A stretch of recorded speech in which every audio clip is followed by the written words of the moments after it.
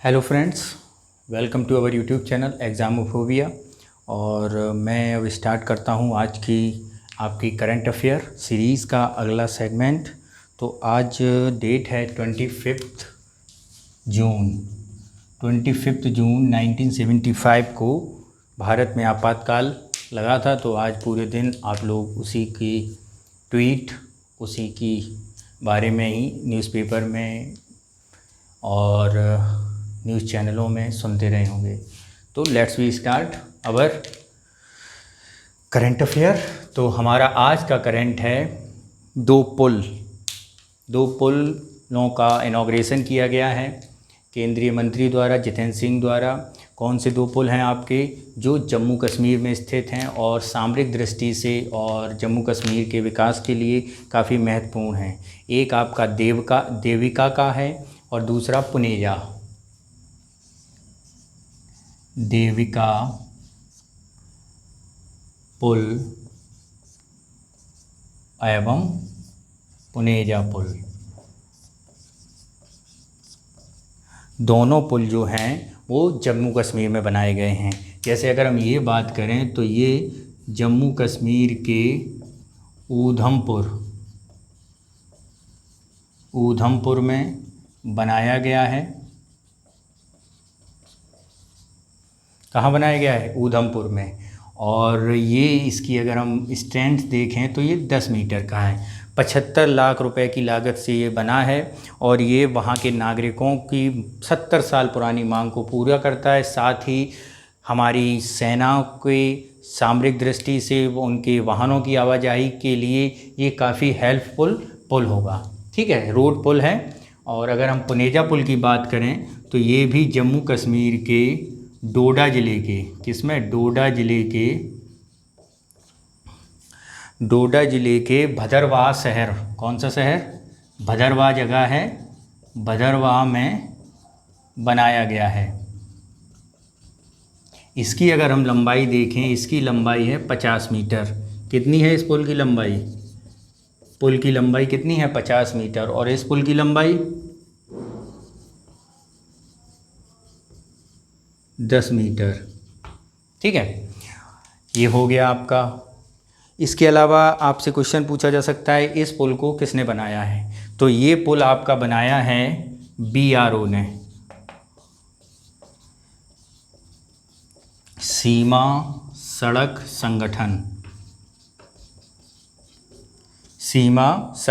संगठन। BRO के बारे में अगर हम बात करें तो BRO हमारा 60 के दशक में यानी 1960 में बनाया गया था। और इस संगठन को, इस सीमा सड़क संगठन को बनाने का उद्देश्य यही था कि भारत की सीमांत क्षेत्रों में रोड कंस्ट्रक्शन का विकास करना। इसके अलावा ये आप देखते हैं श्रीलंका, अफ़गानिस्तान, भूटान और आदि जो आपके समीपवर्ती छोटे देश हैं, वहाँ भी इंफ्रास्ट्रक्चर का विकास करता है। अगर इसके बारे में एक बार देखा जाए तो BRO कब बना था? 1960 में। उद्देश्य तो मैंने आपको बता ही दिया, किस लिए? भारत के सीमांत क्षेत्रों में रोड कंस्ट्रक्शन के लिए। ठीक है, तो ये आपका क्या हुआ? पुल हुए देविका और पुनेजा और BRO। ठीक, इसके अलावा हम लोग अपनी अगली न्यूज़ पर चलते हैं। तो हमारी अगली न्यूज़ है जो 21 जून को, 2 दिन पिछले इसी हफ्ते जो दिन बीता, यानी 21 जून को क्या था? योग दिवस। तो उसी योग दिवस से रिलेटेड है कि भारत के बाहर, यानी समझना ध्यान से, भारत के बाहर पहला विश्वविद्यालय, योग विश्वविद्यालय खोला गया है। कहाँ पर खोला गया है? वो खोला गया है अमेरिका के लॉस एंजल्स में। कहाँ खोला गया है? लॉस एंजल्स में। ठीक है, ये यानी भारत के बाहर अगर विश्व में कहीं योग विश्वविद्यालय खोला गया है तो वो कहाँ खोला गया है? लॉस एंजल्स में। तो अगली न्यूज़ है, भारत के बाहर पहला योग विश्वविद्यालय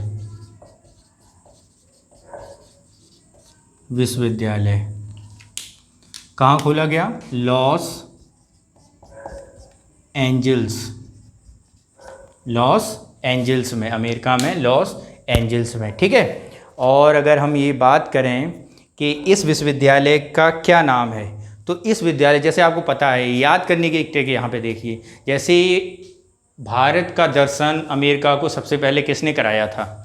भारत का दर्शन अमेरिका को सबसे पहले किसने कराया था? आपको याद होगा, शिकागो 1893 में शिकागो सम्मेलन में स्वामी विवेकानंद ने कराया था। तो इस विश्वविद्यालय का नाम स्वामी विवेकानंद के ही नाम पर बनाया गया है। क्या नाम रखा गया? विवेकानंद योग विश्वविद्यालय। नाम क्या होगा इसका? नाम विवेकानंद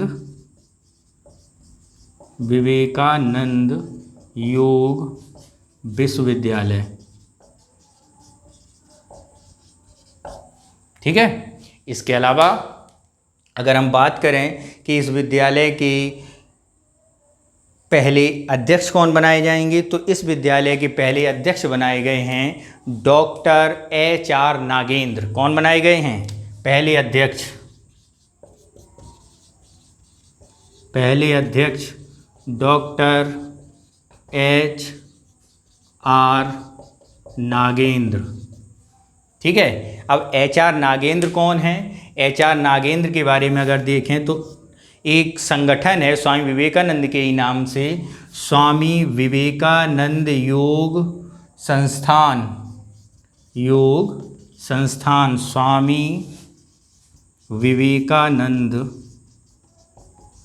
योग अनुसंधान संस्थान, अनुसंधान केंद्र, अनुसंधान संस्थान। ये जो है ये कहाँ पर स्थित है? ये हमारे बंगलौर में स्थित है। बंगलौर में स्थित है ये। और यहीं पर जो यहाँ के डीम्ड यूनिवर्सिटी, ये क्या है? एक डीम्ड यूनिवर्सिटी है, डीम्ड विश्वविद्यालय है। तो डॉक्टर नागेंद्र जो थे वो यहीं के कुलपति हैं। कहाँ के? स्वामी विवेकानंद योग अनुसंधान केंद्र के। ठीक है। इसके अलावा हमारी आज की अगली न्यूज़ है, अगली करंट है ईरान से संबंधित, इंटरनेशनल रिलेशन। ईरान की जो रिवोल्यूशनरी गार्ड कॉर्प्स है वो हिंद महासागर में एक अपना बेस बनाने जा रही है। याद रखना, ईरान की रिवोल्यूशनरी गार्ड कॉर्प्स क्या कर रही है? हिंद महासागर में एक अपना स्थायी बेस स्थापित कर रही है। क्या?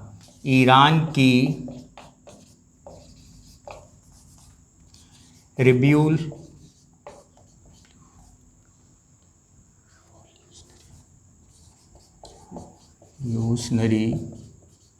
कॉर्प्स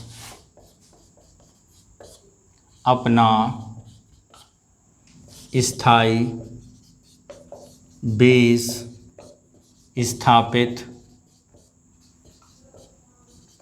कहाँ कर रही है? हिंद महासागर में। हिंद महासागर में। ठीक है।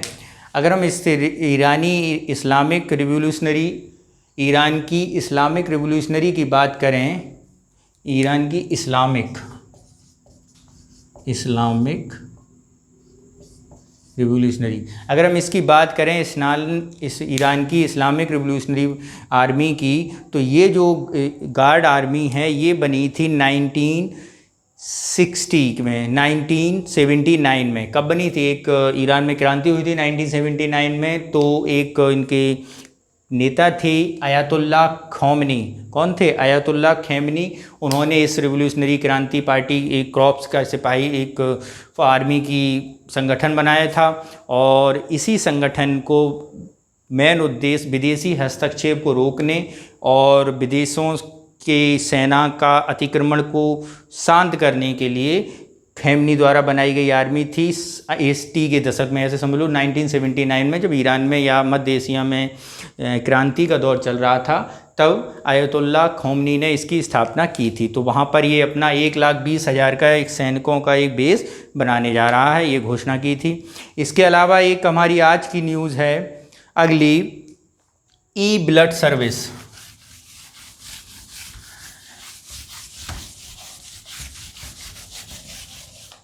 ई ब्लड सर्विस क्या है?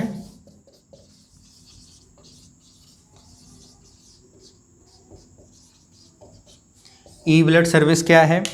तो हमारे केंद्रीय स्वास्थ्य मंत्री डॉक्टर हर्षवर्धन ने ब्लड की कमी को रोकने के लिए, ऐसा समझो जैसे कोविड-19 का दौर चल रहा है, तो इस समय क्या है, अस्पतालों में कोविड-19 के मरीजों की ज़्यादा भीड़ है, तो जिस कारण जो रेगुलर मरीज हैं और ख़ासकर वो मरीज जिन्हें रक्त की, ब्लड की बराबर ज़रूरत पड़ती है, तो ऐसे मरीजों को ब्लड की आपूर्ति होने में बड़ी समस्याएं पैदा हो रही थीं।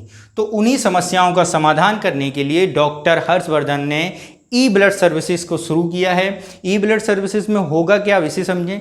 इस ब्लड सर्विसेज में आपको जो रक्त ब्लड बैंक है वो एक मोबाइल ब्लड बैंक की तरह काम करेगा। समझना ध्यान से, मोबाइल ब्लड बैंक की तरह।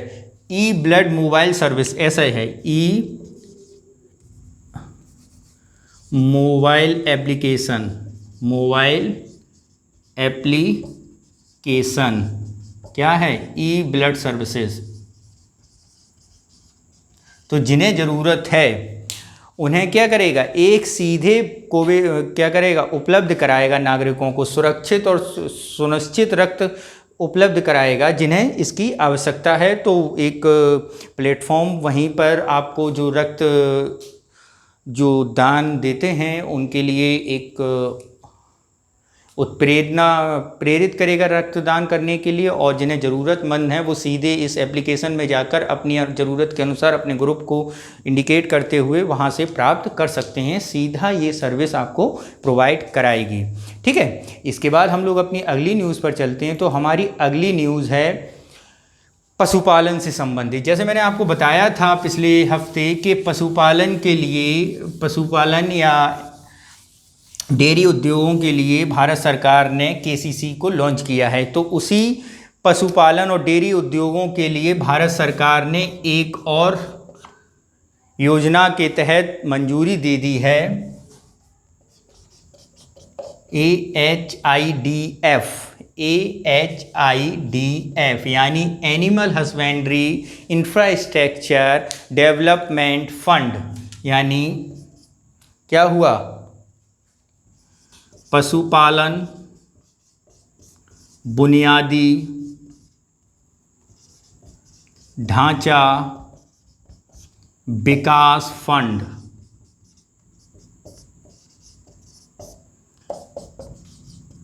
Animal husbandry infrastructure development fund.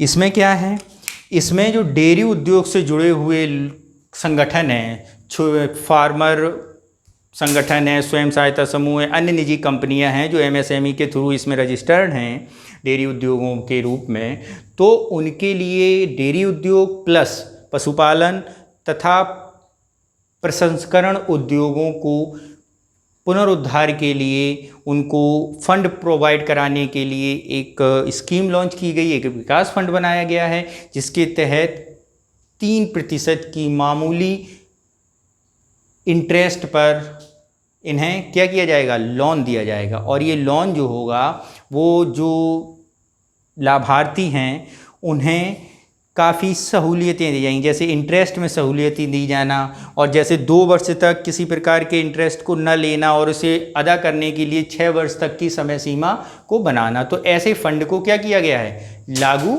बनाने की कोशिश की गई है। ठीक है, तो ये आज आपका करंट रहा। तो आज के करंट से संबंधित सारे डाउट्स मैं समझता हूँ आपके क्लियर हुए होंगे, और हमारे चैनल को सब्सक्राइब और अपनी बहुमूल्य कमेंट हमें ज़रूर भेजिए, शेयर करिए। Thank you.